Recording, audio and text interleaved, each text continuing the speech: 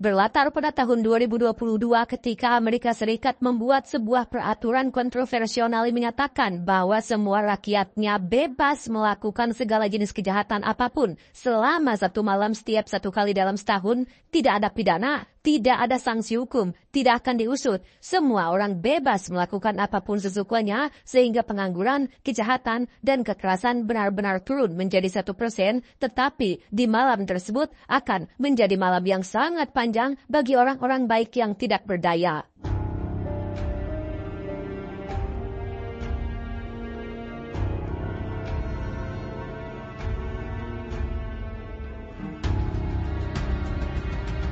Dan inilah The Purge.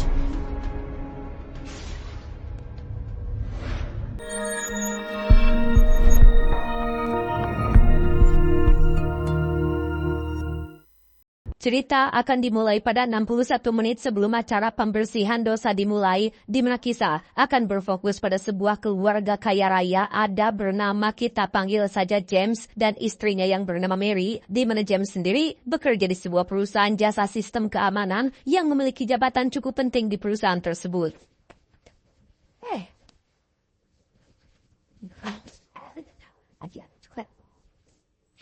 History is proof. Dia bernama kita panggil saja si kakak alias anak sulungnya James dan Mary yang diam-diam memasukkan pacarnya ke dalam kamar akibat sering dilarang bobogohan oleh sang ayah sehingga hubungan keduanya harus terjalin dengan cara susulumputan akibat James yang pernah memperingatkan si pacar agar jangan pernah menemui putrinya lagi.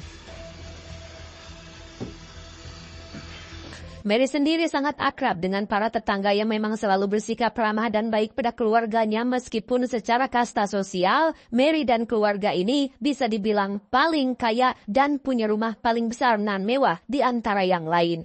The new edition you felt is just amazing.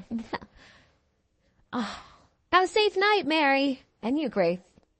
Ketika Mary sedang berada di dapur itulah ada sesuatu yang sedang mengintainya dari bawah yang ternyata itu hanyalah sebuah mainan remote control yang dikendalikan jarak jauh oleh si adik yang memang sering iseng menjahili ibunya sendiri.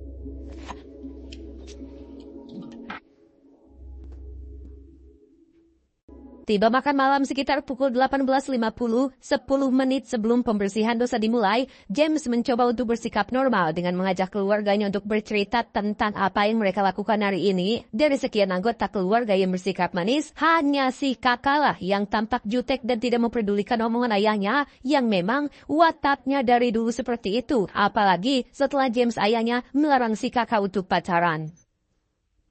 John, what are you doing?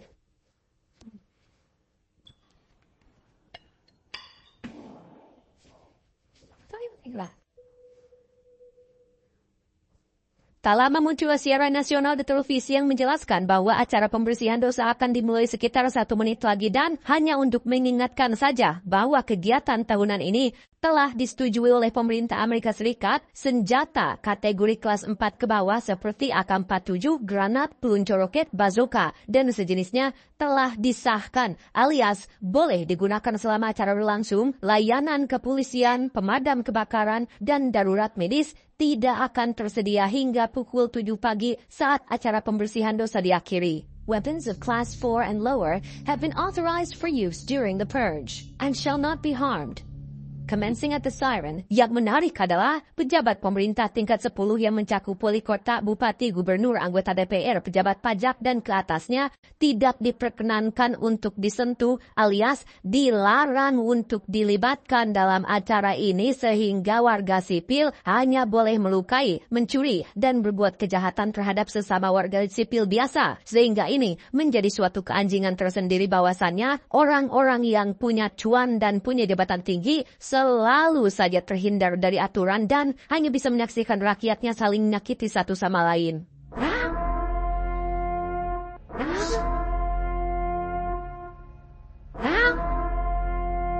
Setelah alarm darurat dibunyikan pertanda acara sudah dimulai, James langsung mengaktifkan sistem keamanan rumah yang mencakup pintu lapis baja dan akses masuk yang hanya bisa dibuka dari dalam, di mana James sendiri memilih untuk berdiam diri di ruang kerjanya sambil memantau layar monitor CCTV untuk melihat apa yang terjadi di luar rumah.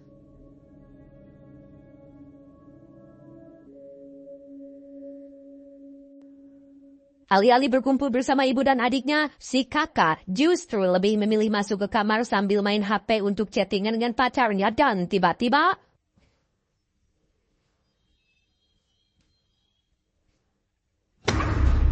Ya, si pacar ternyata diam-diam telah menyelinap masuk ke kamar tepat sesaat sebelum pintu lapis bajanya diaktifkan, di mana ia bermaksud untuk menemui si ayah secara jantan dan memintanya untuk memberi restu terhadap hubungan mereka berdua. He cannot. Mengetahui watak ayahnya yang tegas dan tak akan memberi izin, si kakak pun berusaha mencegah niat pacarnya. Namun karena si pacar sudah terlanjur niat dan panceg berbuat sejauh ini, ia pun tetap akan melakukannya.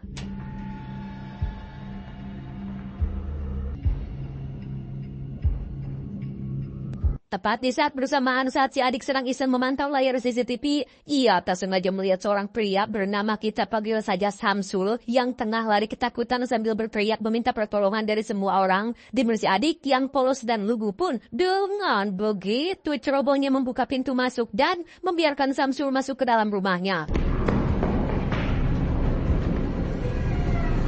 Come here! Charlie! Go! Dan ya, melihat ada pria asing masuk ke dalam rumahnya, Jem langsung bersiap dengan pistol di tangan tepat saat si pacar muncul dan ternyata berniat untuk menghabisi James tetapi...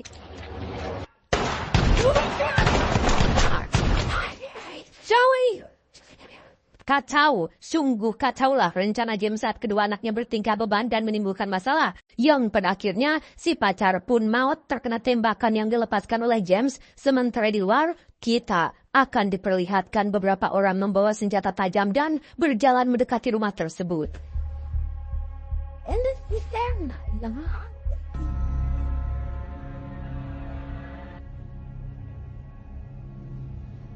Tak lama, salah satu dari mereka pun membuka topengnya, dan ternyata mereka adalah kelompok remaja yang memang sering ikut berpartisipasi penuh dalam acara pembersihan dosa ini tiap tahunnya. Si pemuda yang bernama kita panggil saja si leader pun menjelaskan bahwa kelompoknya terdiri dari para remaja sopan, berpendidikan, dan memiliki latar belakang menengah ke atas.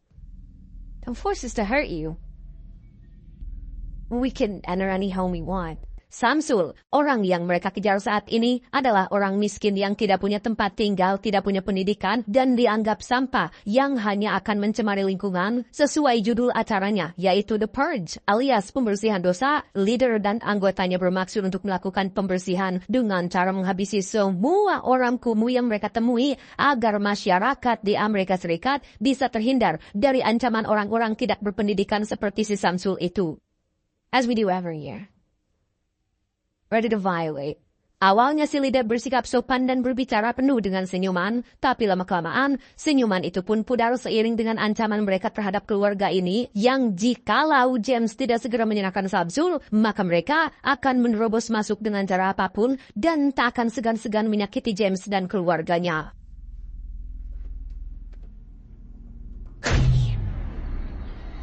Dan ya, mereka memotong kabel listrik rumah ini sehingga membuat James dan keluarga harus gelap-gelapan. Namun Mary tidak begitu khawatir karena sistem keamanan di rumah ini dipasang oleh suaminya sendiri yang memang ahli di bidangnya. Namun faktanya, James sendiri bahkan tidak yakin dengan keamanan yang ia pasang karena dalam beberapa situasi dan kondisi tertentu, pintu dan jendela lapis bajanya bisa saja dihancurkan atau mungkin dilepas menggunakan senjata berat khusus, atau juga mereka bisa tetap masuk ke dalam rumah dengan cara menggali tanah. Tak ada yang tahu, sehingga satu-satunya cara agar mereka bisa selamat adalah dengan segera mencari si Samsul dan menyerahkannya kepada para remaja tersebut.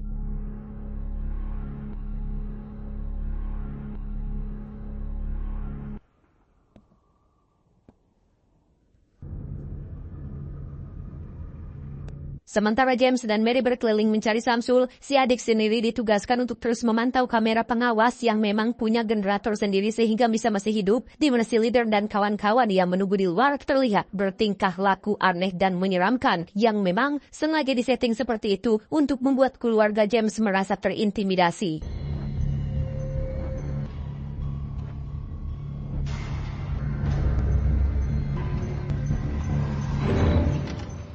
Setelah melihat kelakuan si leader dan kelompoknya, si adik menjadi tambah kasihan kepada Samsul yang pastinya akan langsung dihabisi oleh mereka semua, sehingga alih-alih membantu orang tuanya menyelamatkan keluarga ini, si adik justru malah menggunakan mainan remote controlnya untuk mencari Samsul ke sudut-sudut yang jarang disadari, sampai akhirnya Samsul berhasil diketemukan sedang nyempot di pojok ruangan.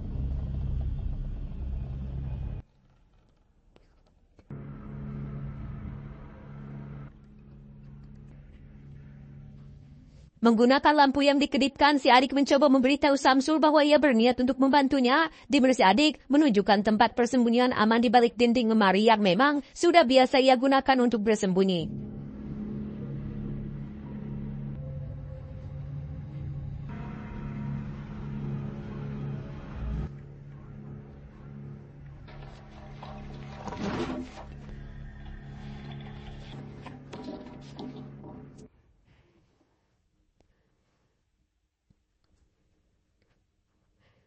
Tak lama, si leader yang mulai bosan menunggu pun memanggil James ke dekat pintu untuk menanyakan kenapa ia belum juga menyerahkan Samsul. Di mana James langsung meminta maaf atas kesalahpahaman ini bahwa dirinya sama sekali tidak ada niatan untuk melindungi Samsul apalagi mencampuri urusan mereka semua. Namun, salah satu anggota kelompok yang temperamen pun tiba-tiba berteriak kasar tepat di dekat telinga si leader sehingga...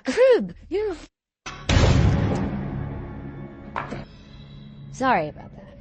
Ya, si leader langsung menembak temannya sendiri dan meminta maaf atas attitude temannya yang tidak sopan, sehingga bisa disimpulkan bahwa si leader tidak main-main dengan ucapannya karena jangankan menghabisi orang lain, menghabisi temannya sendiri pun si leader nampak tidak ragu dan sedikit pun tidak menunjukkan raut wajah penyesalan.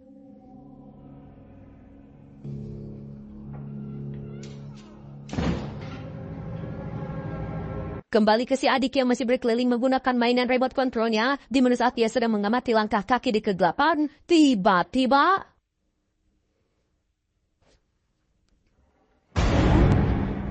Hey Charlie.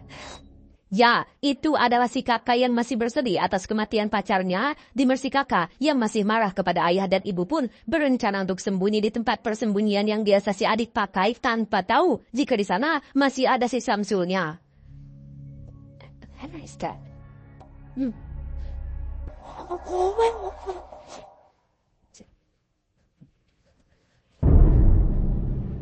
Dan ya, Samsul dengan sangat terpaksa harus melakukan ancaman agar James tidak menyerahkannya kepada si leader, di mana saat James dan Samsul sedang terlibat perdebatan tentang rasa kemanusiaan, Mary terlihat sudah berada tepat di belakang Samsul dan... Okay, so take that gun away. Shoot it, Mary, shoot it!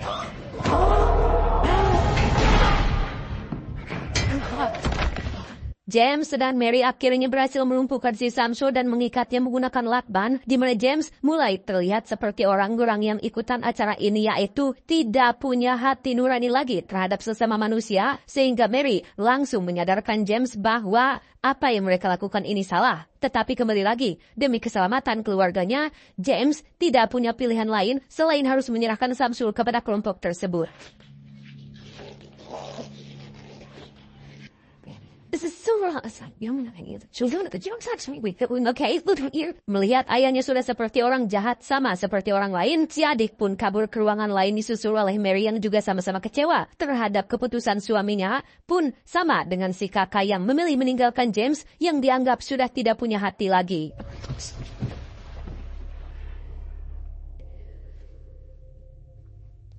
Melihat James dibenci oleh istri dan anak-anak membuat Samsul akhirnya menjadi simpati dan rela apabila James akan menyerahkannya kepada si leader, di mana ucapan tersebut justru malah membuat James menjadi balik simpati dan memutuskan untuk tetap membiarkan Samsul berada di rumah ini.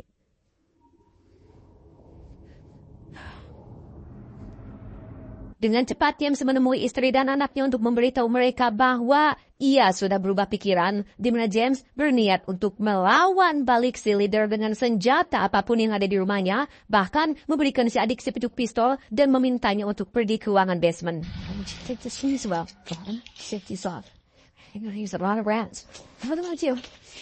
Tepat saat James dan Mary sedang melakukan persiapan untuk melawan, si leader sendiri sudah kedatangan bantuan yaitu berupa truk besar dengan rantai yang mampu menarik pintu lapis bajanya yang karena James tak kunjung menyerahkan Samsul, si leader pun langsung memerintahkan temannya untuk menyalakan mesin dan...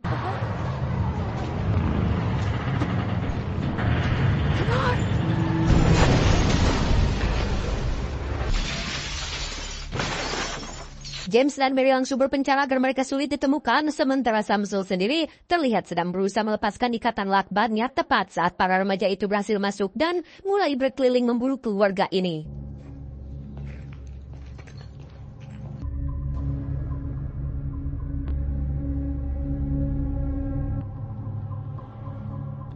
Si adik sendiri terlihat bersembunyi di ruang basement tepat di balik mesin cuci yang sudah rusak yang ketika ia sedang nyorongan area sekitar, tiba-tiba...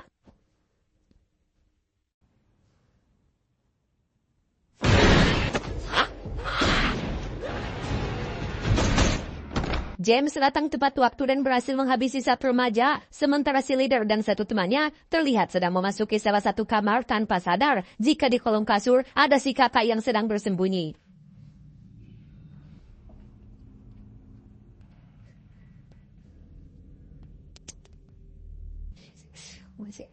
Di lorong, sepasang kekasih terlihat sedang bermesraan sambil membawa kapak mencari keberadaan keluarga ini. Di mana kemesraan itu langsung terhenti saat James secara spontan menembakkan senjata apinya dan inilah yang terjadi.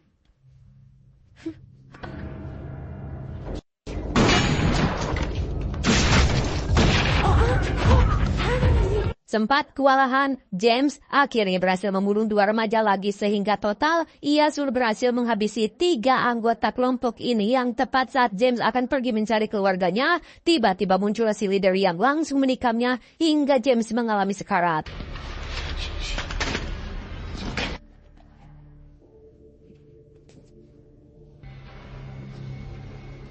Di saat bersamaan, si adik yang sedang berada di ruang pengawas tak sengaja melihat pasangan suami istri yang merupakan tetangga dekat mereka di komplek ini ujug-ujug muncul dan menghabisi semua teman-teman si leader yang masih berada di luar.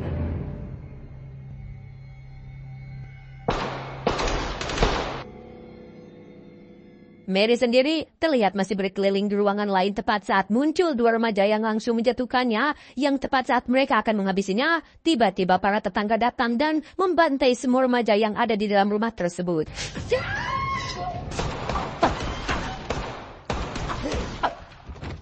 Dengan cepat, Mary dan si adik menghampiri James yang tengah sekarat tanpa sadar jika si leader sengaja memancing mereka semua untuk berkumpul. Namun, niatnya harus kandas tatkala si kakak datang tepat waktu dan berhasil menyelamatkan keluarganya.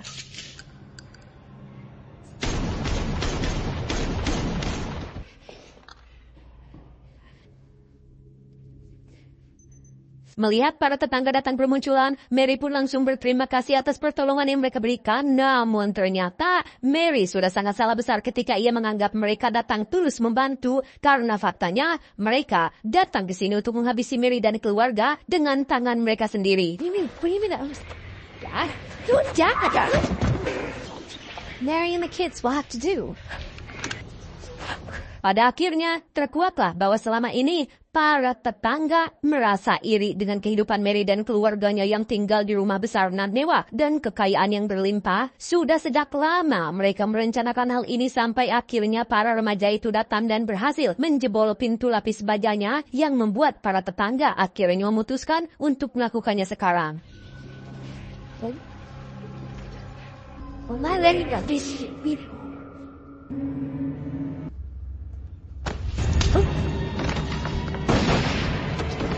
Dan ya, muncullah Samsul yang tidak disangka-sangka kemunculannya. Atas dasar balas budi telah diselamatkan nyawanya, Samsul dengan sigap menyelamatkan Mary dan anak-anak, bahkan dengan siap menunggu komando dari Mary untuk menghabisi para tetangga julid ini.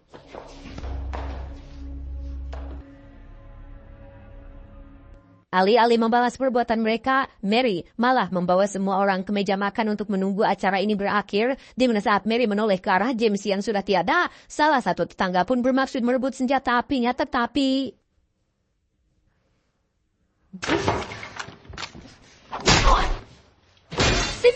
Tepat pukul 7 pagi saat acara telah resmi berakhir, para tetangga pun disuruh pulang ke rumah mereka masing-masing dan tak bisa lagi melanjutkan niat mereka karena pasti akan langsung ditangkap oleh kepolisian, di mana Samsul sendiri pamit pergi dan berterima kasih atas bantuan yang sudah diberikan. Thank you.